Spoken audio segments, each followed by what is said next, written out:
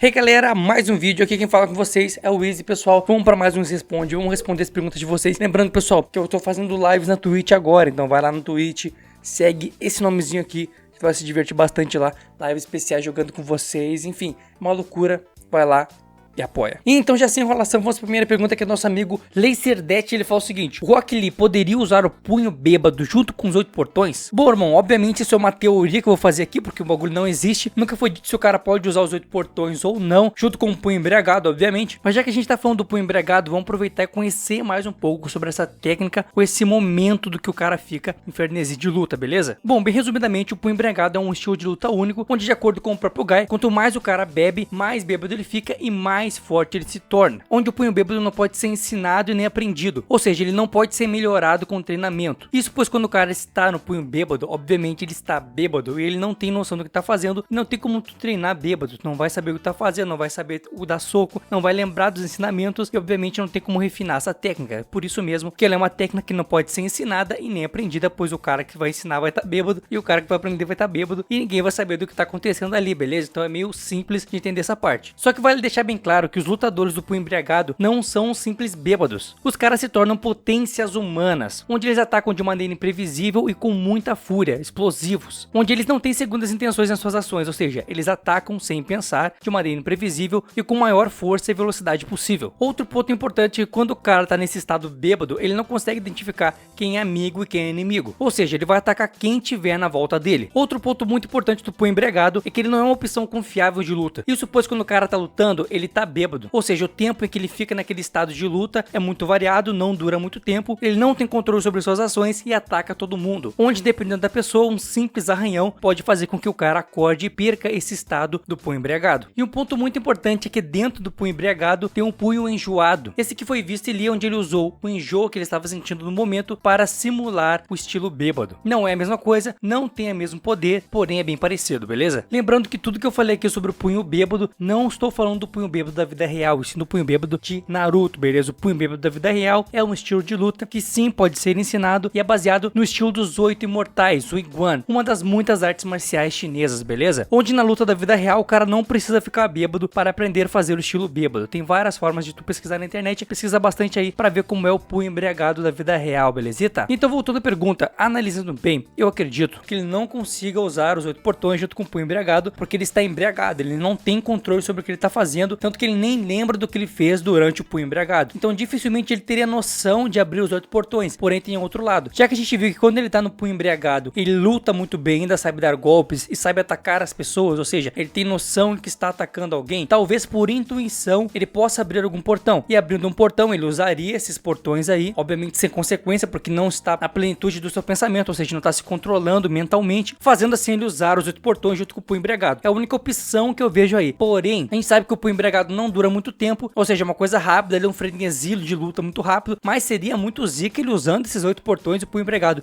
porque ele ficaria extremamente rápido, extremamente forte e muito instável lutando. Ou seja, qual é a moral do punho embriagado? É o cara dar golpes surpresas. Por exemplo, o cara tá indo pra trás e dá um chute, o cara faz que vai dar um soco com a mão e dá uma cotovelada, o cara vai dar uma cabeçada e dá um mortal e te chuta de cima pra baixo. Então é uma loucura que cria no punho embriagado, fazendo com que o cara fique incerto, ou seja, quem luta não consegue ver por onde vai vir o soco, não consegue ver o padrão de luta da pessoa, a pessoa perde o padrão de luta, o que seria muito zica ali com o punho embriagado, juntamente com os 8 portões, seria lindo demais, seria, mano, uma das coisas mais tri da obra. Obviamente não aconteceu, porque eu acho que não dá, mas eu já dei uma opção de que talvez intuitivamente ele abrisse os 8 portões na loucura ali e acabasse passando um vapo em quem fosse que estivesse na frente, seria lindo. Qual a opinião de vocês? Como seria ali com o punho embriagado? Diz pra mim, papai. A próxima pergunta é de Thales Castro, ele fala o seguinte: Kakashi com 2 Sharingan, com Kamui, com Suzano versus Itachi, quem venceria? Mano, obviamente quem venceria é o Kakashi, pai. É o Kakashi forte, extremamente zica, com poder fora da realidade, um Suzano extremamente poderoso, completo, Sharingan completo e tudo mais, versus o Itachi, pai. O Itachi não é um deus shinobi. Coloquem na cabeça de vocês, o Itachi não é o personagem mais forte da obra. Ele só foi aclamado porque ele sim tinha mente de gênio, ele agia como um gênio, ele era zica demais, só que mentalmente ele era muito forte na questão de ser inteligente, na questão de saber usar as técnicas dele, mas ele não é um deus shinobi. Os caras estão botando um dos caras mais poderosos da obra, que é o Kakashi, aquele poder, quem ganhou do Hagoromo, juntamente com o poder de Obito, versus o Itachi, mano. Aí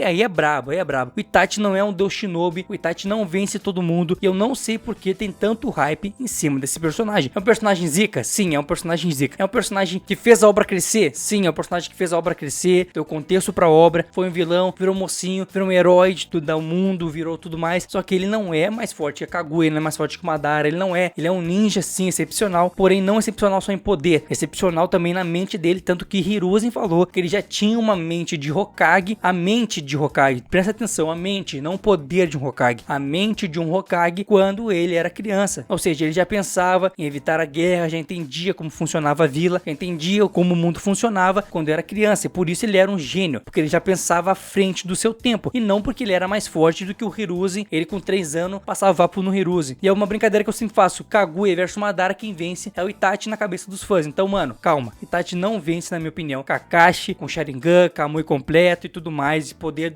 da galáxia, beleza? Mas qual a opinião de vocês? Kakashi venceria? Diz aí pra mim. E a próxima pergunta de Matheus S. Viana 99, ele fala o seguinte: Sasori, sendo uma marionete, poderia usar o Sharingan normalmente, diferente do Kakashi, já que seu corpo não sofreria com os efeitos colaterais do Sharingan? Bom, eu acredito que não, porque ele é uma marionete. Mesmo a marionete humana tendo partes humanas, eu acredito que ele não teria possibilidade de usar o Sharingan, por exemplo, que demanda muito chakra, o que demanda muito esforço. Mas se tu for parar pra pensar, a marionete humana tem essa facilidade, onde ela tem mais resistência e aguenta muito mais seu tempo de batalha por não alcançar o corpo, porém, ela gasta chakra sim, porque a gente sabe que o Sasori, ele tem um núcleo onde tá o coração dele, que é onde tá o chakra dele também. Então o Sasori não é um boneco simplesmente, ele é meio humano, meio boneco, ou seja, a parte meio humana dele manda chakra para ele poder fazer as técnicas. Só que se a gente for lembrar, o Sasori nunca demonstrou ter muito chakra. Todas as técnicas que ele usava eram técnicas muito de inteligência, na verdade, onde ele usava fogo, que vem de um pergaminho, água a mesma coisa. As várias marionetas que ele controlava eram todos com fios de chakra muito finos, quase invisíveis, mostrando que ele tinha grande controle de chakra, mas não que ele tinha muito chakra, beleza? Mas uma curiosidade aqui pra vocês, onde quem já assistiu meus vídeos sobre as marionetas e também um vídeo que eu fiz sobre a história do Sasori já sabe, mas eu vou contar aqui de novo. É que nessa imagem que vocês estão vendo aí, mostra uma das 100 marionetes de Sasori, e aqui uma delas parece ter um Sharingan. Tem uma teoria que Sasori já usava o Sharingan numa das suas marionetes, beleza? Mas não faria muito sentido, e provavelmente ele não conseguiria usar também, porque na minha opinião Sasori não tem muito chakra. A obra demonstrou que ele não tinha muito chakra, e sim um controle muito grande de chakra e uma inteligência muito grande para poder usar várias técnicas sem precisar gastar muito chakra, beleza? Mas qual a opinião de vocês? Deixem nos comentários. Sasori poderia usar o Sharingan? Escreve aí pra mim, irmão.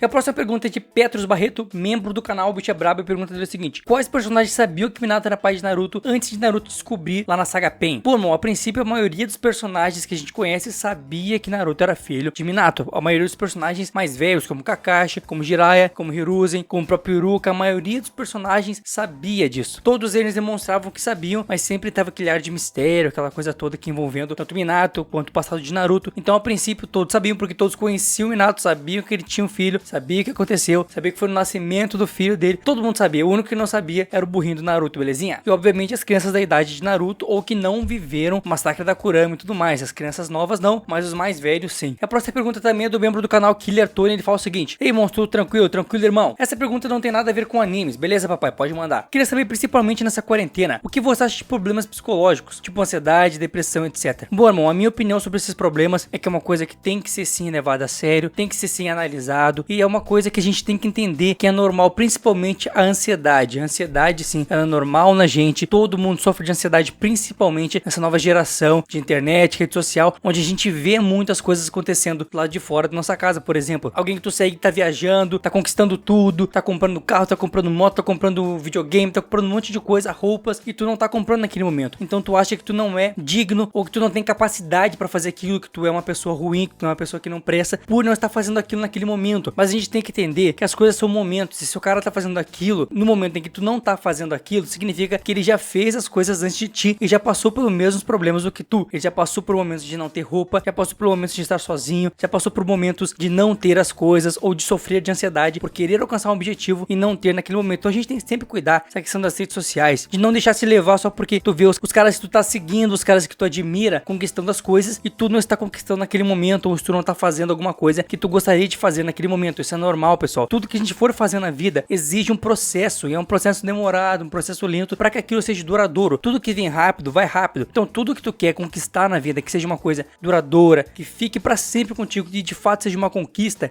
tem que ser aos poucos, tem que ser lento e devagar. É como eu sempre digo uma história aqui no YouTube. Eu tô há mais de 5 anos no YouTube, e desses 5 anos, foram uns 3 anos mais ou menos, onde eu não ganhei nada, onde eu não vi resultado nenhum. Tinha meses que eu não ganhava tecnicamente nada para fazer todo esse trabalho, e eu fui aos poucos, perseverando e lutando até conquistar esse meu espaço no YouTube, que eu sei que eu sou pequeno ainda, mas a gente já tem a possibilidade de viver do YouTube, uma coisa que era ilusória para mim há muitos anos atrás. Então, com tudo isso, o que eu quero dizer? A ansiedade, ela é normal, a depressão, ela é uma coisa séria que tem que ser tratada, e para te tratar de alguma forma, fora com auxílio médico, conversando com teus pais, conversando com as pessoas que tu gosta, falando o que tu pensa, é saindo pra rua, é vendo as pessoas. Sei que agora não dá pra fazer isso, mas quando der, sai assim, pegue um sol, caminhe, corra, vá na academia, crie hábitos que te tirem de dentro de casa, crie hábitos que te tirem um pouco da internet, beleza? E eu tenho certeza que mesmo que as coisas fiquem difíceis, que vão ficar, é sempre assim, a vida é de momentos fáceis e a vida é de momentos difíceis, é normal isso, todo mundo passa por isso, ninguém é especial nesse sentido, todo mundo se ferra e todo mundo se dá bem na vida. Não tenha medo disso. Vai se dar mal, vai se dar bem. A questão é que os mais inteligentes usam os momentos ruins para evoluir, e os momentos bons eles aproveitam para crescer mais ainda. Então pensa sempre nisso. Sai de casa, conversa, expressa o que tu tá sentindo. Se tu não tá gostando de uma coisa, fala pra pessoa, mas sempre com educação. Fala o que tu não gosta, fala o que tu gosta e se expressa, fala, deixa sair os teus sentimentos. Não prenda os teus sentimentos em ti. Fala pros outros, conversa, dá tua opinião, que eu tenho certeza que a probabilidade de tu ficar com depressão, a probabilidade de ficar triste é muito menor, beleza? Mas não se preocupa, todo mundo passa por isso, a ansiedade é normal, mas tu não pode ser dominado pela ansiedade e nem pela depressão. Vença ela, lute, fale pros outros, converse, e se precisar, vai no médico, vê tudo certinho e faça tudo certinho conforme deve fazer, beleza? E tenha certeza, tu não está sozinho, papai, tenha certeza disso. Pessoal, eu tenho um conselho para vocês, que é sobre um curso de desenho muito interessante, onde você vai aprender a desenhar sem frescura, passo a passo, pessoal. Eu recomendo, como eu sempre falo para vocês, porque um curso de desenho online é a melhor forma hoje em dia de se aprender, pois você não vai precisar ir até o curso, vai ficar em casa e estudar a hora que você quiser. Então, pessoal, vai no primeiro link aqui da descrição e assiste ao vídeo explicando sobre como funciona esse curso, que é muito interessante, pessoal. Vai lá e clica e apoia o canal. Então, pessoal, fique com Deus e tenha uma boa semana. Feito gurizada, feito meus amigos, feito Harris.